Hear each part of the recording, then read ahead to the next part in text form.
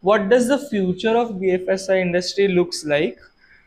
Which areas are fast growing आणि what will change? Disruptions काय काय आहेत? डिस्ट्रप्शन्स बोलायचं झालं तर मला इथून पुढे असं दिसतंय की टेक्नॉलॉजी जशी बदलत चालली आहे, सो ट्रान्झॅक्शन्सला लवकर बदलणं आणि कुठल्याही ट्रान्झॅक्शनची वेळ कमी करणं, so reducing the turnaround time is what which is transforming now.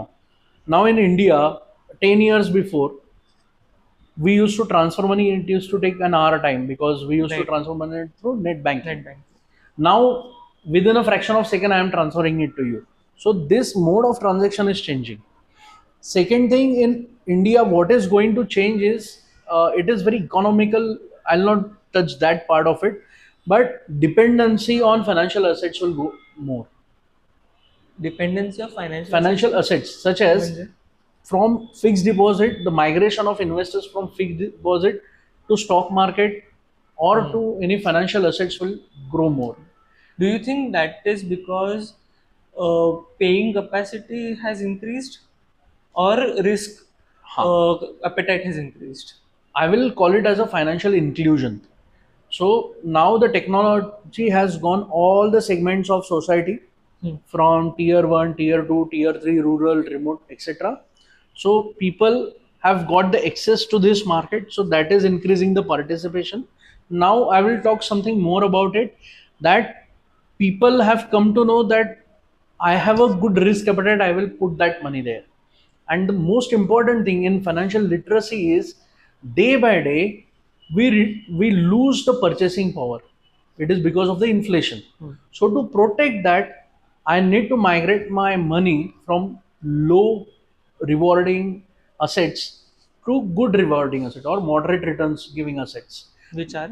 like mutual funds. So ultimately mutual funds are investing into stocks, but this is the one of the way to get into stock market. If somebody has a good knowledge and good guidance from advisors, so they can get into stock market. There are some real estate investment trusts, you can put your money and it can grow with the value as well as it gives the dividends. There are some fixed deposits which are slightly giving better returns than the bank deposits. There are some bonds which are delivering better returns and fixed deposit corporate deposits, and they can give you returns every month or quarterly or yearly, Dividends. so in the form of dividend or in the form of interests. So such transformation from fixed deposit means banking products to non-banking products will grow much from here onwards. So because of fintech, the asset class in which people are With the help of investing will fintech, it change. has been more enabled to reach to the beneficiaries. Beneficiaries. It has reduced the transaction time. It has given the transparency, and lastly, the facility. Okay. Anything about AI Okay. or automation? Okay. I would call AI is a tool, we can say. Now it is good for beneficiaries, again the customers or investors, and it is good for the service providers like us. So AI is helping me to take decision faster.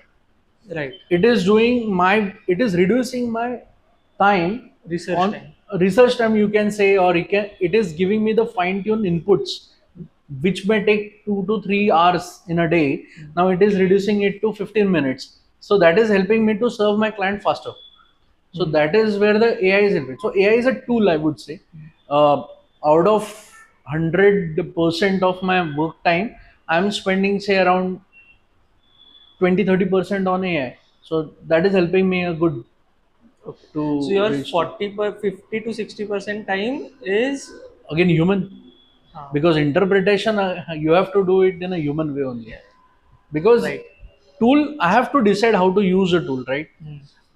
See, ultimately this technology, we have to see that how much adaptable and how much dependency I have.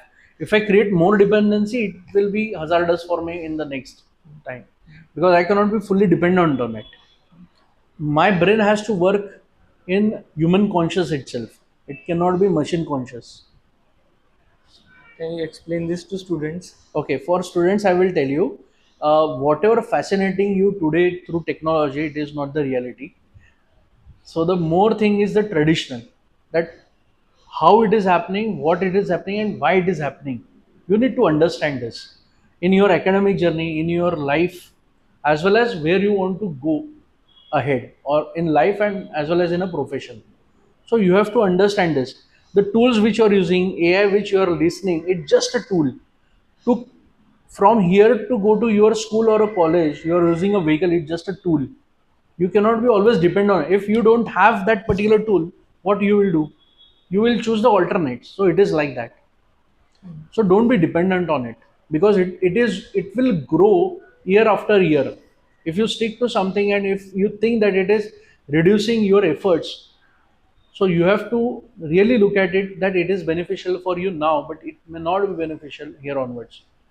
I will tell you that if you, how much brain do you think that we use? It is 1%.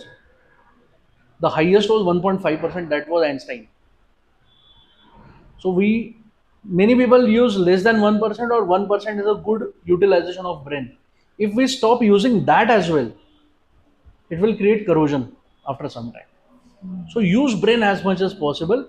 Use these tools to interpret it. That's it. Like if I want to solve any problem, as I've mentioned earlier, to solve a question, to do mathematics, let's say you are completely dependent on calculator. And if you start using it 2 into 2 on calculator, 2 plus 2 on calculator, after a point you will come to know that my brain is not operating in that fashion. I have to be dependent on calculator. So calculator is a tool. AIs are improved tool, we can say.